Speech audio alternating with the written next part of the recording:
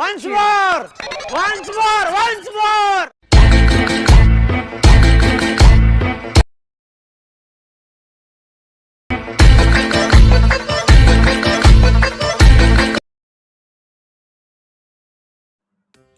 So hi friends, welcome to the back my YouTube channel. ನೀವು ನೋಡ್ತಾ ಇದ್ದೀರಾ BEATZ.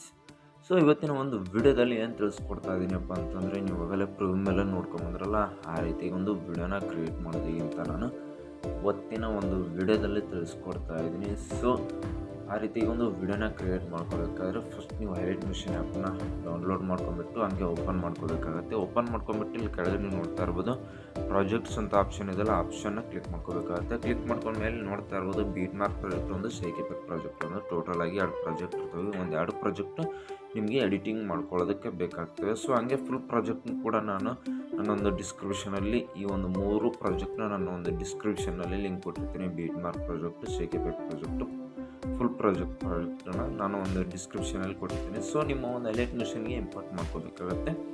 Import ಮಾಡ್ಕೊಂಡ್ಮೇಲೆ ಇಲ್ಲಿ ನೋಡ್ತಾ ಇರೋದು BEATZ project and shakeeffect project ಈ ರೀತಿಯಾಗಿ ಒಂದು ಇಂಪೋರ್ಟ್ ಆಗಿರ್ತವೆ ನಿಮ್ಮ IMAJESಗೆ. ನೀವೇನು ಮಾಡಬೇಕಂತಂದರೆ ಫಸ್ಟ್ BEATZ ಪ್ರಾಜೆಕ್ಟ್ನ ಓಪನ್ ಮಾಡ್ಕೋಬೇಕಾಗತ್ತೆ. ಸೊ ಓಪನ್ ಮಾಡ್ಕೊಂಡ್ಮೇಲೆ ಇಲ್ಲಿ ನೋಡ್ತಾ ಇರೋದು ಈ ಸಾಂಗ್ಗೆ ನಾನು ಈ ರೀತಿಯಾಗಿ ಒಂದು BEATZ ಹಾಕಿ ಸೊ ಡೆಮೋವನ್ನು ಕ್ರಿಯೇಟ್ ಮಾಡಿರ್ತೀನಿ.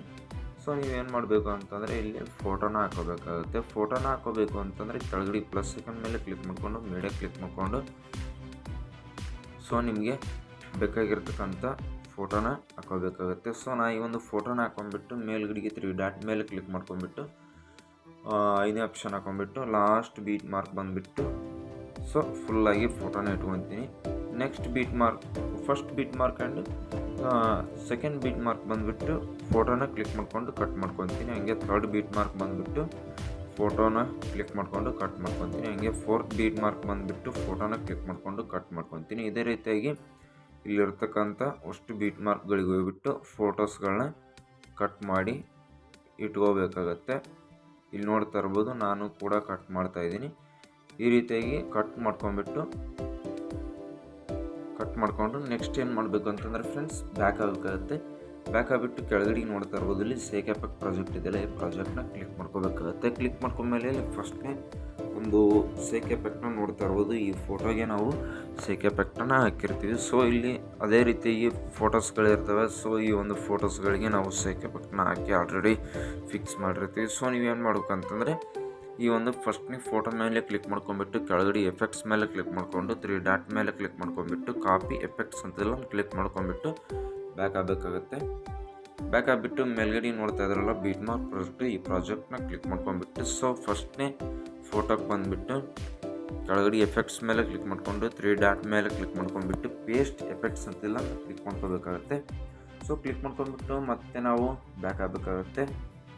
ಸೊ ಮತ್ತೆ ನಾವು shakeeffect ಪ್ರಾಜೆಕ್ಟ್ನ ಕ್ಲಿಕ್ ಮಾಡ್ಕೋಬೇಕಾಗುತ್ತೆ. ಕ್ಲಿಕ್ ಮಾಡ್ಕೊಂಡ್ಬಿಟ್ಟು ಫಸ್ಟ್ನೇ ಫೋಟೋ shakeeffect ಬಿಟ್ಬಿಟ್ಟು ಸೊ ಸೆಕೆಂಡ್ ಫೋಟೋನ ಕ್ಲಿಕ್ ಮಾಡ್ಕೋಬೇಕಾಗುತ್ತೆ. ಕೆಳಗಡೆಗೆ ಎಫೆಕ್ಟ್ಸ್ ಮೇಲೆ ಕ್ಲಿಕ್ ಮಾಡಿಕೊಂಡು 3 ಡಾಟ್ ಮೇಲೆ ಕ್ಲಿಕ್ ಮಾಡ್ಕೊಂಬಿಟ್ಟು ಇಲ್ಲಿ ಕಾಪಿ ಎಫೆಕ್ಟ್ಸ್ ಅಂತೆಲ್ಲ ಕ್ಲಿಕ್ ಮಾಡ್ಕೊಂಬಿಟ್ಟು ಬ್ಯಾಕ್ ಆಗಬೇಕಾಗುತ್ತೆ. ಬ್ಯಾಕ್ ಆಗಿಬಿಟ್ಟು BEATZ ಪ್ರಾಜೆಕ್ಟ್ನ ಮತ್ತೆ ನಾವು ಎಡಿಟಿಂಗ್ ಮಾಡ್ತಿದ್ವಲ್ಲ ಆ ಪ್ರಾಜೆಕ್ಟ್ನ ಕ್ಲಿಕ್ ಮಾಡ್ಕೊಂಬಿಟ್ಟು ಸೊ ಸೆಕೆಂಡ್ ಫೋಟೋಕ್ಕೆ ಬಂದುಬಿಟ್ಟು ಕ್ಲಿಕ್ ಮಾಡಿಕೊಂಡು ಕೆಳಗಡೆ ಎಫೆಕ್ಟ್ಸ್ ಮೇಲೆ ಕ್ಲಿಕ್ ಮಾಡಿಕೊಂಡು 3 ಡಾಟ್ ಮೇಲೆ ಕ್ಲಿಕ್ ಮಾಡ್ಕೊಂಬಿಟ್ಟು ಪೇಸ್ಟ್ ಎಫೆಕ್ಟ್ಸ್ ಅಂತೆಲ್ಲ ಕ್ಲಿಕ್ ಮಾಡ್ಕೋಬೇಕಾಗುತ್ತೆ. ಕ್ಲಿಕ್ ಮಾಡ್ಕೊಂಬಿಟ್ಟು ಮತ್ತೆ ನಾವು ಬ್ಯಾಕ್ ಆಗಬೇಕಾಗುತ್ತೆ. ಬ್ಯಾಕ್ ಆಗಿಬಿಟ್ಟು ನಾವು ಮತ್ತೆ shakeeffect ಪ್ರಾಜೆಕ್ಟ್ನ ಕ್ಲಿಕ್ ಮಾಡ್ಕೋಬೇಕಾಗುತ್ತೆ.